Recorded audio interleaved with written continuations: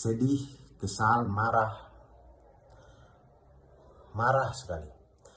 Saya bahkan dari kemarin malam ketika saya tahu kejadian Kanjuruhan dari istri saya, kemudian dari keluarga saya yang ada di Malang, yang sempat menonton juga di Kanjuruhan, saya menahan diri untuk tidak berkomentar, sangat menahan diri untuk tidak berkomentar sejak kemarin malam, tapi saya sekarang sudah tidak tahan lagi. Saya tahan itu karena saya takut jangan sampai yang keluar dari mulut saya atau apa-apa yang saya ketik ini hanya makian gitu, karena memang saya marah sekali.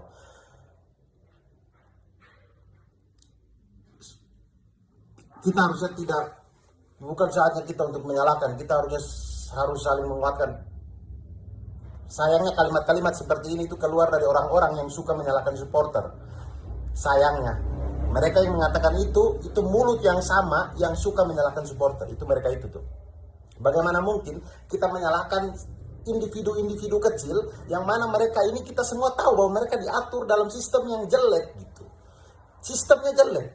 2011 ke bawah teman-teman boleh kita bisa menyalahkan orang yang mungkin naik di atap KRL kemudian kena listrik, kecelakaan, jatuh, meninggal dunia, kita bisa menyalahkan orang-orang itu, tapi apakah kemudian itu bisa membuat orang berhenti untuk naik atap KRL? Kan tidak.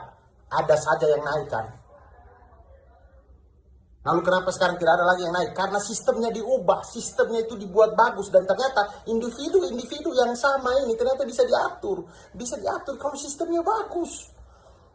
Sayangnya sepak bola kita tidak begitu. Manusia itu ketika sudah suka sesuatu kemudian fanatik, kemudian itu misalnya membawa massa yang banyak, semakin banyak massanya maka semakin besar pula potensi putaran uang yang ada. Dan ketika potensi putaran uang itu banyak, sayangnya yang mengatur itu bukan orang-orang pintar, itu orang-orang dan dari dulu begitu. Dan itu titik masalahnya. Kita ya boleh saja kita menyalahkan individu-individu, tapi titik masalahnya bukan di situ. Titik masalahnya itu karena kita selama ini diatur sama orang-orang bodoh, tolol. Mereka ini tolol, tidak paham. Mereka tuh tidak paham kita bicara sekeras apapun. Mereka tuh tidak paham perasaan ini.